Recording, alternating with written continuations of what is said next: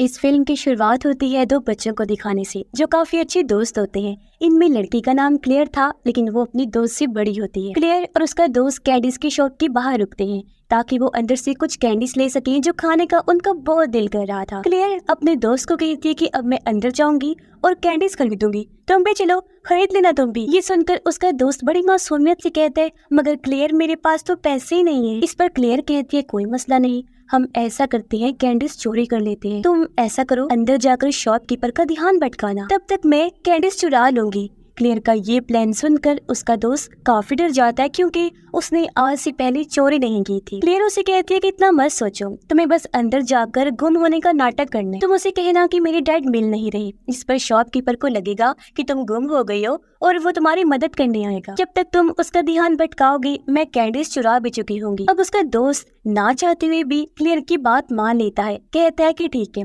मैं ऐसा करने के लिए तैयार। वो कहती है कि काम होने के बाद हम यही मिलेंगे। जिसके बाद दोनों अंदर जाकर सब कुछ प्लान के मुताबिक करते हैं और क्लेयर कैंडीज चुरा कर बाहर आती है। वो एक जगह पर खड़ी होकर कैंडीज खाने लगी, पर तभी उसे एक अंधेरे वाली जगह से आवाज आई। क्लेयर ने पूछा कि वहाँ कौन है, लेकिन आगे से कोई जवाब नहीं आया। अब उसे अपने दोस्त का इंतजार करते हुए काफी देर हो गई थी, लेकिन वो अभी तक नहीं आया था। इसीलिए अब क्लेयर खुद शॉप के अंदर चेक करने जाती है, पर वहाँ उसे अपना दोस्त नहीं मिलता। उसने जब शॉपकीपर से पूछा कि मेरा दोस्त कहाँ है, तो उसने जवाब दिया कि उसे तो आकर उसके डैड ले गए। जो सुनकर वो हैरान रह जाती है क्योंकि ये मुमकिन नहीं था, उसके डैड तो यहाँ आए ही नहीं थे, तो फिर उसे कौन ले गया। और बस इसके बाद से क्लेयर के दोस्त का कुछ पता नहीं चल पाया। हम जान पाते हैं कि इसी तरह और भी बहुत सारे बच्चे शहर से लापता हुए थे। अभी सबके पीछे जिस आदमी का हाथ था, यानी कि किडनैपर जो बच्चे को अगवा करता था, उसे पुलिस ने पकड़ लिया था और 25 साल की सजा भी सुना दी गई थी। जिसके बाद हम सीधा 25 साल के बाद का टाइम देखते हैं, जहाँ क्लेयर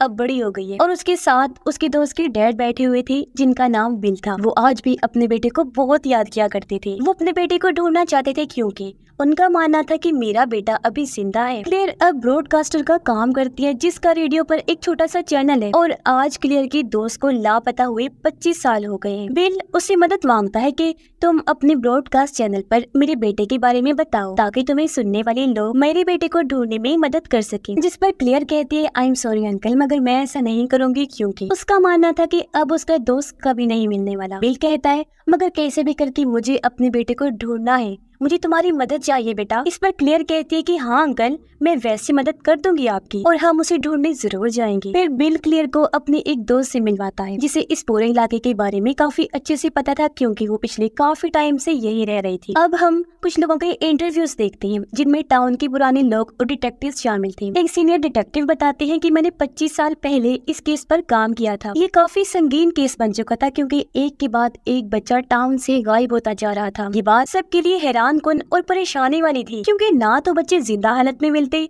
और ना ही उनकी लाशें मिला करती थी। इस वजह से टाउन में एक दहशत सी फैल गई और सब लोग डरे सहमे रहने लगे थे। अब बिल अपने साथियों के साथ अपने बेटे को ढूंढने के लिए छानबीन शुरू कर देता है। उसे ढूंढने वो आते हैं मोड़ पर। मोड़ दरअसल ऐसी जगह होती है जो पूरी तरह से सुनसान और खाली मैदान होता है, पर यहाँ इनके साथ क्लेयर नहीं आती जो डर रही थी क्योंकि बचपन में जो उसके साथ हुआ उसका डर खौफ आज भी उसके दिल में था। अब क्लेयर उसे सीनियर डिटेक्टिव के पास जाती है जिन्होंने 25 साल पहले इस केस पर काम किया था। क्लेयर उन्हें बता देती है कि बिल अपने बेटे को मोड़ पर ढूंढ रहा है। ये सुनकर डिटेक्टिव हैरान और परेशान हो जाते हैं क्योंकि उन्हें समझ नहीं आ रही थी कि आखिर बिल ऐसा क्यों कर रहा है, क्योंकि 25 साल पहले वो मोड़ की छानबीन कर चुकी हैं, लेकिन वहाँ उन्हें एक भी बच्चा नहीं मिला। बच्चा तो क्या, वहाँ तो बच्चों की किसी चीज का नामो निशान तक नहीं था। अब क्लेयर बिल के घर चली जाती है जहाँ वो खिड़की से देखती है कि बिल के साथ कोई आदमी है जो लॉकेट से कुछ कर रहा है। वो जब अंदर आई तो उसे पता चलता है कि ये आदमी एक साइकिक है, यानी जिनके पास ऐसी खूबियाँ और पावर्स होती है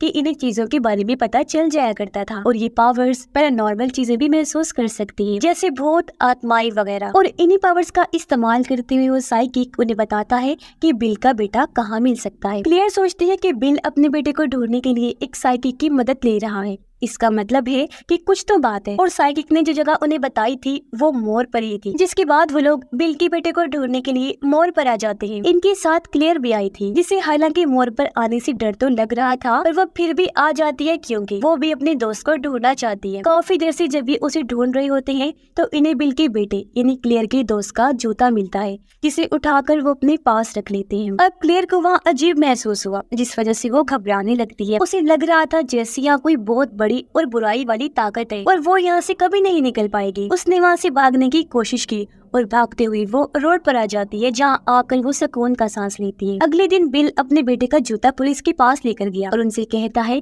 कि मैं चाहता हूँ आप इस केस को दोबारा से खोलें ताकि मैं अपने बेटे को ढूंढ सकूं। लेकिन उसे ढूंढने के लिए ये सबूत काफी नहीं था, इसीलिए वो लोग बिल की मदद करने से इनकार कर देते हैं। इसके बाद हम फिर से उन्हें सीनियर डिटेक्टिव को देखते हैं, जो कह रही थी कि हम उस किडनैपर का चेहरा कभी भी लोगों के सामने नहीं लाए और ना ही उसने कभी बताया था कि उसने किडनैप हुए बच्चों के साथ क्या किया, जिससे हमें तो लगता है कि जरूर कोई बहुत बड़ी गड़बड़ है और अगर किसी को सच पता भी है तो वो छुपा रहा है। अब क्लेयर और बिल साइकिक के घर जाते हैं, जहाँ बिल क्लेयर को उसके बारे में सब कुछ बताता है कि हाँ ये साइकिक तो है, लेकिन इसके पास इतनी पावर्स नहीं है कि वो मेरे बेटे को ढूंढ सके। लेकिन हाँ, इस साइकिक की एक बेटी है एलेनोर, जिसके पास अपने डैड की निस्बत बहुत ज्यादा पावर्स हैं और उसका दावा है कि वो मेरे बेटे को ढूंढ सकती है। पर इसके लिए साइकिक मना कर देता है, ये कहकर कि मैं अपनी बेटी को किसी भी किस्म के खतरे में नहीं डाल सकता, क्योंकि वो अपनी बेटी से बहुत प्यार करता था। दरअसल उसकी वाइफ के गुजर जाने के बाद उसकी बेटी एलेनोर ही उसके लिए सब कुछ है, जिसे वो किसी भी कीमत पर खोना नहीं चाहता। वो उसे इस केस से दूर रखना चाहता है ताकि उसकी जान न चली जाए। लेकिन बिल, जिसे कैसे भी करके अपने बेटे को ढूंढना है, वो पहले ही एलेनोर को बुला चुका होता है। जब एलेनोर आती है तो उसके डैड साइकिक उस पर गुस्सा हो जाते हैं। तब एलेनोर कहती है, डैड आप इतना मत सोचिए और परेशान ना हो, मैं अपनी मर्जी से आई हूँ और मुझे लगता है हमें बिल की मदद करनी चाहिए। यहाँ दोनों बाप बेटी के बीच कुछ और बातें हुई, जिससे अब एलेनोर के डैड भी उनका साथ देने के लिए तैयार हो जाते हैं। ये लोग उस जगह मोर का नक्शा टेबल पर बिछा कर उसके चारों तरफ बैठ जाते हैं। अब एलेनोर नक्शे पर एक जगह को देखती है, फिर वो अपनी पूरी ताकत लगाती है और फिर भी बार बार उसी लोकेशन पर इशारा कर रही थी। तब बिल फौरन नक्शे पर उस जगह पर निशान लगा लेता है। अब एलेनोर ने बहुत ज्यादा ही अपनी पावर्स इस्तेमाल कर ली थी, जिस वजह से उसे काफी अजीब सा महसूस हुआ, जैसे बेचैनी वगैरह। और शायद यही वजह थी कि उसकी डैड एलेनोर को इस केस में आने से मना कर रही थी। अब अगले दिन इन सब लोगों को मोर पर जाना था। एलेनोर भी उनके साथ जाना चाहती थी, पर उसकी डैड कहती हैं कि बेटा वो जगह ठीक नहीं, वहाँ खतरा हो सकता है, तो तुम्हें वहाँ नहीं जाना चाहिए। पर वो अपने डैड की एक नहीं सुनती और जाने की जिद करती है। जिसके बाद अगले दिन ये सब लोग मोर पर पहुँच जाते हैं और आगे बढ़ते हैं। साथ साथ वो यहाँ की हर एक चीज की वीडियो भी बना रही थी। थोड़ा आगे बढ़ने पर एलेनोर को वहाँ किसी बच्चे की मौजूदगी का एहसास होता है, जो दरअसल एक बच्चे की आत्मा थी। एलेनोर उसे पूछती है कि तुम कौन हो? तब बच्ची की आत्मा कहती है कि नहीं जानती और मैं तो अपने मॉम डैड को भी भूल गई हूँ। एलेनोर उससे पूछती है, अच्छा ये बताओ तुम्हें मारकर कहाँ दफन किया गया था? तब बच्ची एलेनोर को अपने कंट्रोल में करने की कोशिश करती है। वो उसे अपनी पावर से गड्ढे में गिरा देती है। एलेनोर जख्मी हो गई और सब लोग उसके पास जाते हैं। तब एलेनोर की डैड उसे संभालते हैं, पर यहाँ बिल समझ गया था कि वो बच्ची की आत्मा जरूर कुछ कहना चाहती है, इसलिए वो उसी जगह पर खुदाई करने लगता है। और हैरानी वाली बात ये कि उसे वहाँ एक लड़की की लाश भी मिलती है, जो और किसी की नहीं बल्कि उसी आत्मा वाले लड़की की थी। यानी 25 साल पहले उस किडनैपर ने उसे मार कर यहाँ गाड़ दिया था। यानी उसने एलेनोर की बात का जवाब दे दिया था कि उसे कहाँ दफन किया गया, जो देखकर सब लोग काफी चौंक जाते हैं। और इसके बाद हम 4 हफ्तों के बाद की कहानी देखते हैं, जहाँ अभी भी बिल अपने बेटे को ढूंढने की कोशिश कर रहा था और क्लेयर हर तरह से उसकी मदद कर रही। इसके बाद क्लेयर और बिल साइकिक के घर जाते हैं, जहाँ एलेनोर उन्हें बताती है कि मेरे साथ हमेशा एक आत्मा रहती है, जो अक्सर मेरी हिफाजत भी करती है। जब भी मैं परेशानी में होती हूँ और मुझे कुछ समझ नहीं आ रहा होता तो वो मेरी मदद करता है। हम दोनों एक दूसरे के काफी करीब हैं और वो मेरे लिए हिफाजती आत्मा का काम करता है। अब साइकिक अपनी बेटी एलेनोर के जरिए उस आत्मा से बात करता है और कहता है कि हमें उन बच्चों के बारे में बताओ जिन्हें मारकर मोर पर गाड़ा गया था। फिर साइकिक ने आत्मा से पूछा, क्या तुम हमें महसूस कर सकते हो? जिस पर उसने हाँ में जवाब दिया। वो बताता है कि जिन बच्चों की वो लाशें हैं उन सारे बच्चों की आत्माएं अंधेरे में रहती हैं। अब यहाँ बिल उससे अपने बेटे के बारे में पूछता है, तब वो आत्मा पॉइंटर की मदद से नक्शे पर एक जगह निशान लगा देता है। ऐसा करने के बाद वो यहाँ से चला जाता है। जिसके बाद ये लोग फिर से मोड़ पर गए उस जगह को चेक करने जहाँ आत्मा ने निशान लगाया था। थोड़ा आगे बढ़ने पर इन्हें एक अजीब सा लंबा सा पत्थर दिखाई दिया, जिसके ऊपर अजीबोगरीब दायरे बने हुए थे। जिसके बाद वो फिर से आगे बढ़ते हैं पर तभी यहाँ बारिश हो गई और ये लोग आगे नहीं बढ़ पाते, इसलिए वही टेंट लगा लेते हैं। एलेनोर उन सबको बताती है कि मेरी दोस्त उस आत्मा को यहाँ मोड़ पर आना बिल्कुल भी नहीं पसंद, क्योंकि जब भी वो यहाँ आता है उसे अजीब महसूस होने लगता है, जिसका मतलब है कि यहाँ कुछ ऐसा है जो उसे बिल्कुल नहीं पसंद, यानी कि कोई ऐसी ताकत है, चीज है, कुछ ऐसा है जिससे वो भी डर रहा है, हालांकि वो खुद भी एक आत्मा ही है। जब सारे लोग एक साथ बैठकर बातें कर रही थी तो बिल टॉयलेट करने टेंट से बाहर जाता है, जहाँ तभी उसे कोई दिखाई दिया जिसका वो पीछा करने लगता है, पर तभी वो दलदल में गिर जाता है। लेकिन ठीक टाइम पर यहाँ बिल की दोस्त आ गई जो ऐन वक्त पर उसे बचा लेती है। बिल उसे भी बता देता है कि मैंने यहाँ किसी को देखा है, इसलिए दोनों उसे ढूंढने चले जाते हैं। उधर टेंट में साइकी काफी घबराया होता है क्योंकि बिल की वजह से उन सबकी जान खतरे में पड़ सकती है, क्योंकि ये जगह मशहूर थी कि मोर खतरों से भरा हुआ है। तब साइकिक अपना मूड फ्रेश करने के लिए बाहर चला जाता है, जिस बीच क्लियर और एलेनोर बात करने लगते हैं। क्लियर उसे कहती है कि मेरे दोस्त के गुम होने का गम मुझे आज भी है, मैं इस चीज का जिम्मेदार खुद को मानती हूँ कि सब मेरी वजह से हुआ है, क्योंकि ना मैं उसे कैंडी शॉप में भेजती और ना ही वो किडनैप होता। अब अचानक एलिनोर जोर से चीखने लगती है, जिसकी आवाज सुनकर बिल और उसकी दोस्त यहाँ आ जाते हैं। वो एलिनोर से पूछती है कि तुम क्यों चिल्लाई, तो वो दुखी होती हुए बताती है कि यहाँ कोई बहुत खतरनाक ताकत है जिससे डर कर मेरा आत्मा दोस्त मुझे छोड़कर चला गया है और उसके बगैर मुझे भी अजीब सा डर महसूस हो रहा है। फिर वो अचानक अपना अंदाज बदल लेती है, कहने लगी और यहाँ पर है एक दरवाजा जो खुल चुका है, जिसके साथ ही वो पोजेस्ड होने लगती है, यानी कोई खतरनाक ताकत उसके अंदर आ चुकी थी। और एक बार फिर वो जोर से चिल्लाती है। उसकी ऐसी हालत देखकर बिल और उसकी दोस्त एलिनोर के डैड को बुलाने जाती है, जबकि एलिनोर अजीब हालत में आ जाती है और उसकी आंखों से खून निकलने लगता है। उसके चेहरे को देखने से साफ लग रहा था जैसे वो बहुत तकलीफ में है। और फिर अचानक वो नीचे गिर जाती है। वो लोग साइकिक को ढूंढ लेते हैं, पर तभी उन्हें अजीब सी भीड़ें चारों तरफ से घेर लेती है। डरावनी बात ये थी कि उन भीड़ों की आंखें नहीं थी और वो बहुत ही खूंखार लग रही थी। भीड़ों से बचने के लिए साइकिक भागकर वापस टेंट में आ जाता है, जहाँ वो अपनी बेटी एलेनोर को बहुत ही बुरी हालत में देखता है। एलेनोर की ऐसी बुरी कंडीशन देखकर उसके डैड उसे हॉस्पिटल लेकर चले जाते हैं, लेकिन एलेनोर की हालत देखकर साफ लग रहा था कि वो बच नहीं पाएगी। बाकी सब लोग अपने अपने घर आ जाते हैं। अब क्लियर के पास उसी सीनियर डिटेक्टिव की कॉल आई, जो कहते हैं कि तुम लोगों को मोड़ पर नहीं जाना चाहिए था, क्योंकि वहाँ बहुत ज्यादा खतरा है, तुम्हारी सोच से भी ज्यादा। ये सुनकर क्लियर टेंशन में आ गई और ये बात वो बिल को भी बताती है और फिर से उसे मोड़ पर जाने से मना करती है, लेकिन बिल उसकी एक नहीं सुनता और अगले दिन ये दोबारा मोड़ पर जाने के लिए निकल जाते हैं, क्योंकि वो हर सूरत अपने बेटे को ढूंढना चाहता था। पर इस बार बिल की दोस्त उनके साथ नहीं जाती, क्योंकि वो मजीद किसी मुसीबत में फंसना नहीं चाहती थी और अब की बार सिर्फ क्लियर और बिल ही जाते हैं। ये जब वहाँ पहुँचे तो एक जगह पर आकर बिल क्लियर पर बंदूक तान देता है, जो देखकर क्लियर को काफी अजीब लगा।